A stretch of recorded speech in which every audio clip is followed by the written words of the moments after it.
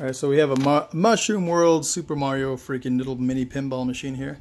We're working on this guy. We just changed out some bulbs, worked on some troughs, and did a couple cleanup jobs and stuff in here, man. All the bulbs are all dead in this thing. There's a couple dead ones here. I just wanted to kind of show you guys what we have to go through at times at the bottom of these pinball machines. You see this trough here, it's about 1.5 feet long. It's a pretty long plastic trough. It's where the ball drops, ramps down, and gets kicked back up by this little solenoid here. And some of these guys get super dirty, man. As you can see, it's clear as heck. We wiped down the wood behind it, polished up the interior. We even waxed it and the inside so the ball could slide by faster and not catch so much crap on the inside.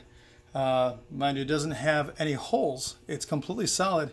So everything and anything that could fall in there literally gets trapped down there, man. So it's crazy. And so as you can see how clear it is down there, you can even see the wood down below the playfield down there. What's crazy here is the trough, what the trough looked like. It's just blacked out, greasy as hell, and you can't really see through it at all. And that's where all the dirt and grime, all the nasty stuff gets stuck inside it. And people ask all the time, like, what the hell? Why is the playfield so dirty? And it's because the ball is literally going down into the sewers, man. Check that out. And you get picking up all that crap and throwing it all over the place. After about 2-3 plays, the ball picks up so much that it starts leaving black lines everywhere. So it's kind of weird, especially on like lighter graphic areas.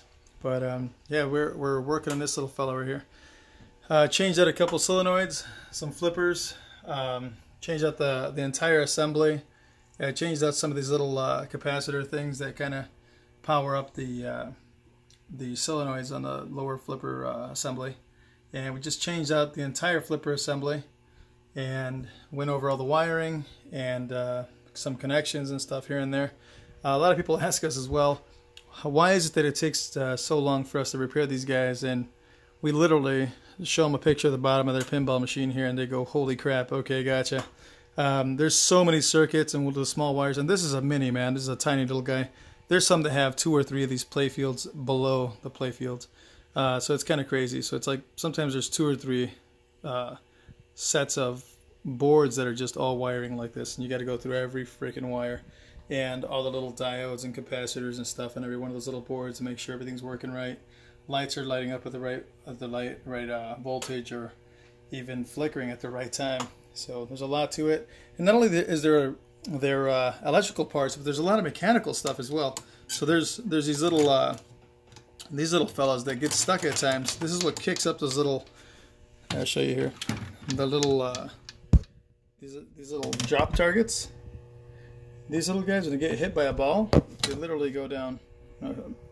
So it's kind of funny, yeah. You pop them down and they literally go down. So that's this guy here. So they get dirty as heck. So what we do is we clean the hell out of them, put a little bit of grease in the metal, some lithium grease, and get it all going again, man. This thing hasn't been touched, I believe, in like 15 years, I believe. So it's been a long time. They get pretty beat up and pretty nasty. A lot of mechanical parts get just worn out, and I mean some of this stuff. I'll show you guys some of the even the metal. They have some metal pieces that get worn out. It has like some little plastic pieces. Some of the metal inside gets worn. These guys, I couldn't even put a little E-clip on these guys anymore. They started falling off. So I mean they're pretty nasty. Changed out some bridge rectifiers. Flippers weren't working just because of this little fella. And there's some broken plastic sleeves inside the solenoids. So those little motors in here, these guys here, they have a little sleeve inside them that actuate the flippers. So when these guys got to go, they actually have to travel pretty darn freely. And when they're broken, they literally get stuck. They seize up. I mean, they get pretty bad. And at times, these guys swell up. The little solenoid itself swells up, and the arm isn't going anywhere until you switch it out. But yeah, it's a couple little things that get messed up and worn. I mean, it gets kind of crazy. But I've been working on this guy for maybe about 6 hours now. It's been pretty nuts. We went through every fuse, changed everything out, and once we're done with that, then we got to drop the playfield and start with the top. And then we take everything off from up top and clean the hell out of everything, and just replace all the rubbers or whatever's broken up top, and any plastics in that we have to order. This one doesn't seem like it has anything broken, so that's kind of nice. But yeah, so I would just show you guys some of this guy. This guy even kicks out little tickets, so that was pretty cool. So there's the Mario Brothers, little Mario Brother Mushroom World pinball machine. It's a little mini, so it's kind of cool. Cool to kind of mess with this guy. You never really see these around unless you go to Chuck E. Cheese or something. So anyway, I hope you guys liked it. Talk to you later.